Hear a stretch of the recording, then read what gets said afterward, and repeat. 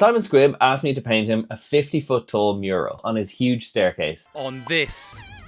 That's this guy, by the way. Do you have a dream? Do you have a dream? Do you have a dream? What's your dream? He wanted me to paint the cover of his new book, What's Your Dream? It's out now. I'll put a link below. You should go buy it. But here's the catch.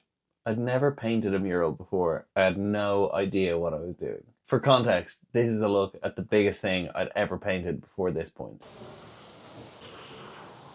And that was done with a stencil, and it's still kind of a mess. So that just kind of gives testament to how feeble my painting accuracy really is. This all started a few months ago when I met Simon for the first time and he asked me, what's my dream?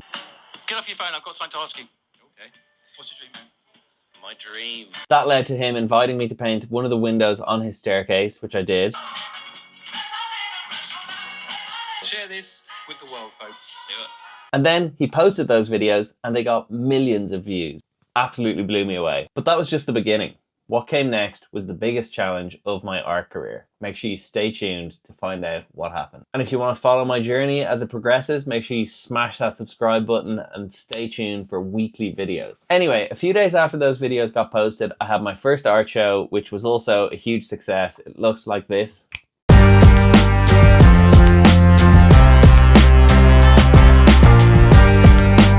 Back to back, that was two of the biggest experiences of my art career to date, which was just mind-boggling. But then when the dust settled from those experiences, I didn't really know what to do next. I felt kind of lost.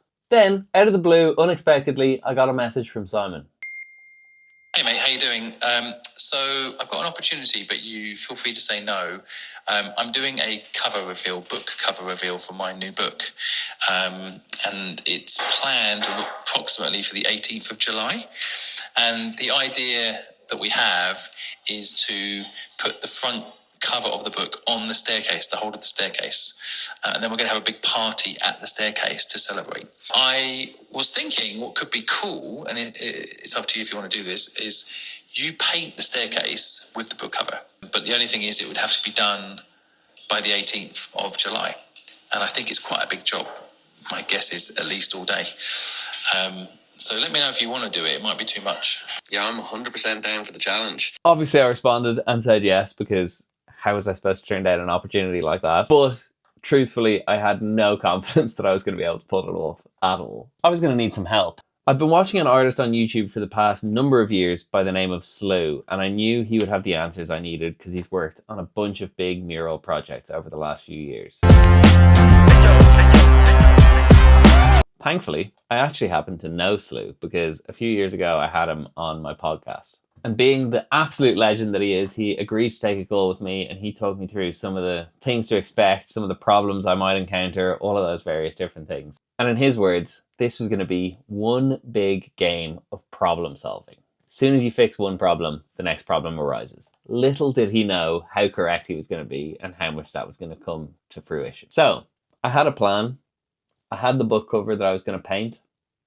I had my supplies. We were ready to go. But Aengus, you're not 50 feet tall, I hear you thinking. You are correct. Thankfully, we had a scissor lift that we were able to use to get us the elevation required to be able to paint at such dizzying heights. So at this point, I was pretty sure there was still a million things I was forgetting or missing or not thinking about. And there was probably even more reasons and ways that this could go horribly wrong. But there was no time to think about that. It was time to start painting. I arrived in the evening on day one. The last of the summer light was starting to fade out of the sky. We had a projector, we had a load of spray paint, and I had an ever-increasing feeling that I was going to absolutely botch this job and mess it up. We started to get down a base layer of yellow paint that we'd then be able to project the image up on. I couldn't resist. I hid the words love and dream into the base of the painting to really permeate the vibes into the depths of this piece.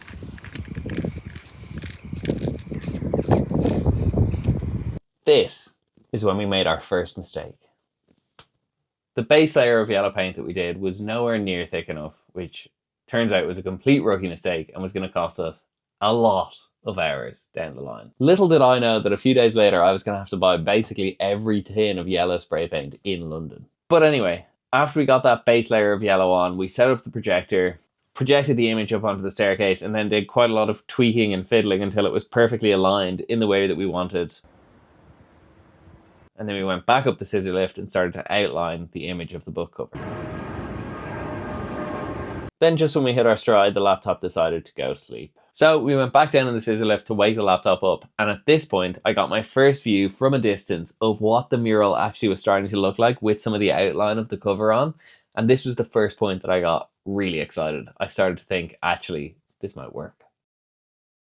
But the clock was ticking. I'm not wearing a watch, and there was no time to celebrate. Over the next few days, the work was real. I was there at the staircase painting from about 11 a.m. until 3 a.m. for the next few days, putting in a shift. On the second day, I made the mistake of looking at some of the safety instructions on the scissor lift, which included a cartoon of the scissor lift being blown over by the wind next to a notice that said it wasn't for outdoor use.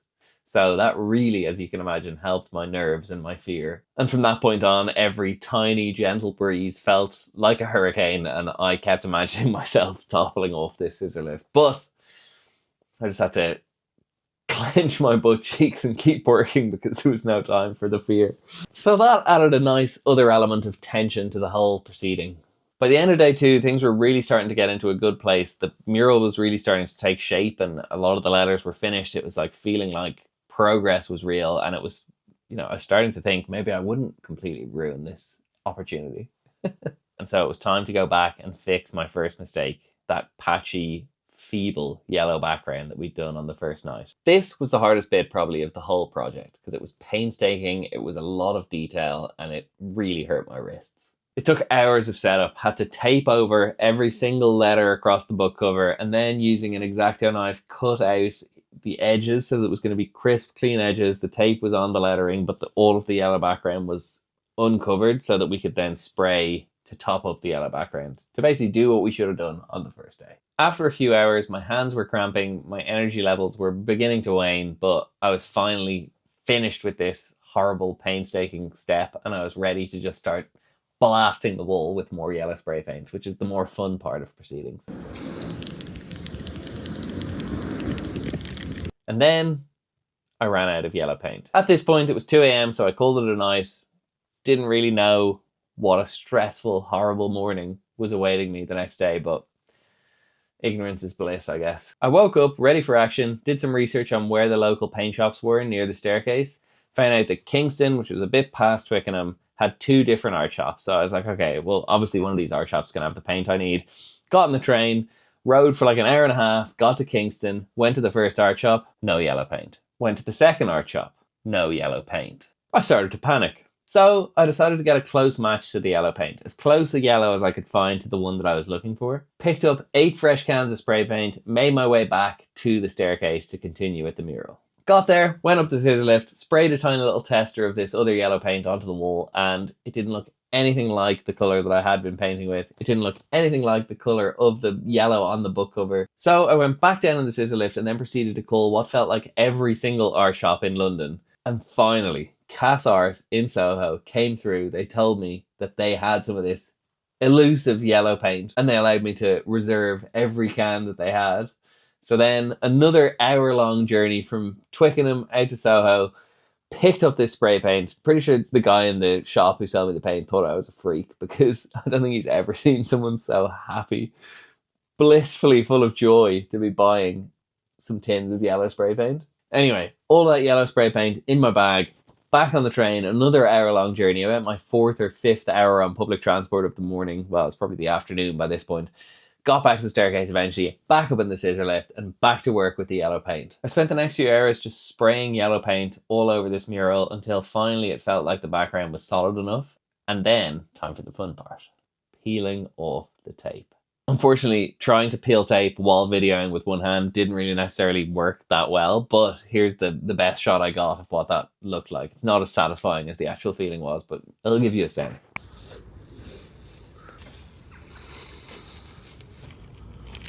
I did some final touch-ups to some of the lettering and some of the details. Added another secret bit of love and signed the painting as well.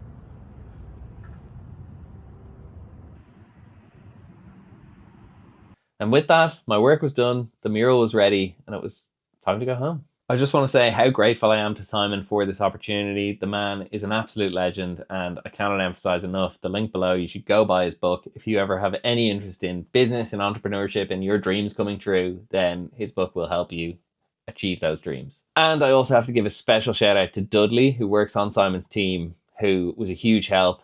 Scissor lift driver extraordinaire. Helped me with a lot of the painting and the execution, and I could not have done it without him. Also made it slightly less scary to be up the scissor lift. Check out the video on Simon's social channels to see their version and see some probably better quality footage of me doing the painting. If you want to follow my journey, make sure you subscribe to the channel because there's a lot more coming, and I'm going to be posting a video every single week on YouTube. Leave a comment letting me know if you made it to the bitter end. I love you. Like I said, hit subscribe and tune in next week.